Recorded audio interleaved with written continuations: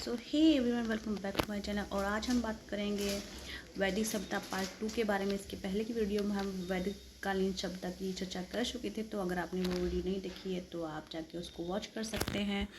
और हम प्रिपरेशन करेंगे पीपीसी टीआरई 4.0 के रिगार्डिंग, क्योंकि आपको पता ही होगा टीआरई 4 का नोटिफिकेशन जल्द ही हमें अगस्त में देखने को मिलेगा। और चुनाव बाद हमें इसकी परीक्षा आयोजित करवा लीजिए कि नवंबर एंड दिसंबर में। तो आप अगर अभी तक तैयारी नहीं करें तो तैयारी स्टार्ट कर दीजिए।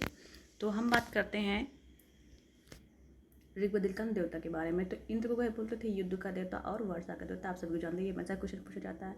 अग्नि को बोलते थे देवता मनुष्य के बीच का मध्य, ये भी क्वेश्चन पूछा जा चुका है।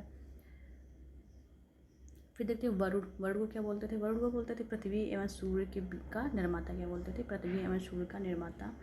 और समुद्र का देवता, विश्व का नियामक एवं शासक, सत्य का प्रतीक, ऋतु परिवर्तन एवं दिन रात का कर्ता बोलते थे। धो को आकाश का देवता बोलते थे, ये वाला क्वेश्चन भी पूछा जा चुका है। सोम को वनस्पति देवता बोलते थे। ऊषा प्रगति एवं उत्थान का देवता होता था। अश्विनी को बोलते थे विपत्तियों को हरने वाला देवता। देख सकते हैं पूछने वाला शब्द भी कई बार पूछा जा जाकर क्वेश्चन। पूछने को बोलते थे पशुओं को देते, ये वाला क्वेश्चन पूछा जा चुका है। विष्णु को विश्व को संरक्षक एवं पालन करता बोलते हैं, आप सभी को ये पॉइंट पता होगा। मर्द को आंधी एवं तूफान का देवता बोलते हैं। ठीक है, तो ये वाले पॉइंट जो देवता वाले हैं ये हर एग्जाम में पूछे जाते हैं, चाहे वो सिविल हो, पीसीएस हो, बीपीएससी, या वहाँ से भी यहाँ से क्वेश्चन पूछ लिया जाता है। तो आप ये सारे पॉइंट को तैयार कर लीजिएगा। अब हम बात करेंगे उत्तर वैदिक काल के बारे में। और ऋग्वेदिक काल हमारा जो था वो उसकी चर्चा हम इसके पहले कर चुके हैं, वो वाला हमारा टॉपिक खत्म हो चुका है। उत्तर वैदिक काल में राजा के राजस्व के समय राजस्व अनुष्ठान किया जाता था।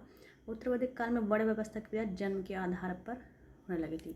अब देखिए ऋग्वेदिक काल में क्या होता था, क्षत्रिय, ब्राह्मण, क्षत्रिय, वैश्य, शूद्र, ये सब वर्ण व्यवस्था पर आधारित है। लेकिन ऋग्वेदिक काल में क्या हो गया था, ये हमारे जन्म के आधार बना दिया कि अगर ब्राह्मण का है तो ब्राह्मण का पुत्र हमारा क्या ब्राह्मण कहलाएगा, क्षत्रिय पुत्र हमारा क्षत्रिय कहलाएगा। ये जन्म के आधार पर निर्धारित हो गया था। फिर देखते हैं उत्तर वैदिक काल में हल को सिरा एवं हल और हल रेखा को सीता बोला जाता है। ये वाला पॉइंट एग्जाम में आ चुका है। हल को सिरा और हल रेखा को सीता कहा जाता था। उत्तर वैदिक निष्क और शतमान मुद्रा की इकाइयाँ थे, लेकिन इस काल में किसी खास भार, आकृति और मूल के सिक्कों चलन का कोई प्रमाण नहीं मिलता है। सिक्कों का कोई प्रमाण हमें इसमें नहीं मिलता है। लेकिन जहाँ से क्वेश्चन पूछा जा चुका है वो मैं आपको बताती जाऊँगी, तो वो आप ज़रूर तैयारी कर लीजिएगा। सांख्य दर्शन के दर्शन भारत के सभी दर्शनों में सबसे प्राचीन है। ठीक है, सांख्य दर्शन जो है वो सबसे प्राचीन दर्शन है भारत में। इसके अनुसार मूल तत्व 25, जिनमें प्रकृति पहला तत्व है। ठीक है, मूल तत्व कितने हैं हमारे? 25 है। और प्रकृति कैसा है? हमारा पहला तत्व है। सत्य में जो मुंडों को उपनिषद से लिया गया है। इसी उपनिषद में यज्ञ की तुलना टूटी नाव से की गई। ठीक है, ये वाला पॉइंट इंपॉर्टेंट है, ये क्वेश्चन काफ़ी बार पूछा गया है।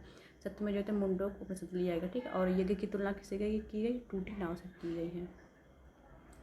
चलिए आगे देखते हैं।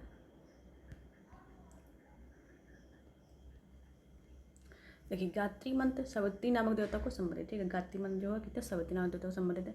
इसका संबंध किसका? ऋग्वेद से। लोगों को आहार बनाने के लिए विश्वामित्र ने गायत्री मंत्र की रचना की थी। ठीक है, अब देखिए गायत्री मंत्र रचना किसने की थी? हमारे विश्वामित्र ने की थी। ठीक है, आपके 2 पॉइंट तैयार हो गए कि गायत्री मंत्र एक तो देवता कौन से? सावित्री देवता है। और रचना किसने की है गायत्री मंत्र की? वो हमारे विश्वामित्र ने की है। उत्तर वैदिक काल में कौशाम्बी नगर में प्रथम बार पक्की ईंटों का प्रयोग किया गया। ठीक है, कौशाम्बी नगर प्रथम बार पक्की ईंटों का प्रयोग किया गया है। कौन से काल पे? उत्तर वैदिक काल में। महाकाव्य 2 हैं, कौन से? महाभारत और रामायण। महाभारत का पूरा नाम क्या है? जय संहिता। ये एग्जाम में कई बार पूछा जा चुका है कि महाभारत का पूरा नाम क्या है? जय संहिता है। ये विश्व का सबसे बड़ा महाकाव्य। ठीक है, विश्व का सबसे बड़ा महाकाव्य कौन सा है? हमारा महाभारत है। ठीक है, आगे देखते हैं। गोत्र नामक संस्था का जन्म भी उत्तर वैदिक काल में हुआ। ठीक है, जो देखिए पहले क्या हुआ कि पहले जो हमारी जो चीज़ें थी वो कैसी थी? वो हमारी वर्ण व्यवस्था पर आधारित थी। ठीक है, वही ब्राह्मण, क्षत्रिय, शूद्र और वैश्य और शूद्र। ठीक है, अब उत्तर वैदिक काल में क्या, इसको जन्म के आधार पर कर दिया गया। ठीक, अब जन्म के आधार पर जैसे कोई कास्ट उसमें इसमें अब जन्म के आधार पर जाति हो गई, तो जाति में क्या निकाल दिए? अब गोत्र भी चालू कर दिया यहाँ पे। कौन से काल? उत्तर वैदिक काल में। नोट देखते हैं। वेदांत दर्शन के मौलिक ग्रंथ ब्रह्मसूत्र या वेदांत सूत्र की रचना बदरायण ने की थी। ठीक है, तो ये हमारा जैसे जितने सारे पॉइंट थे वो हमारे उत्तर वैदिक काल थे। और इसके बाद पहले हम ऋग्वेदिक काल की चर्चा कर चुके थे। तो यहाँ से एग्जाम में क्वेश्चन पूछे जाएंगे, वो यहीं से ही क्वेश्चन पूछे जाएंगे, तो आप इन सबको तैयार कर लीजिए। और फॉर रिगार्डिंग बीपीएससी टीआरई 4.0। ठीक है, हम तैयारी किसकी कर रहे हैं? 4.0 के रिगार्डिंग हम प्रिपरेशन कर रहे हैं। तो आज के लिए इतना, मिलते हैं नेक्स्ट वीडियो में नेक्स्ट टॉपिक के साथ।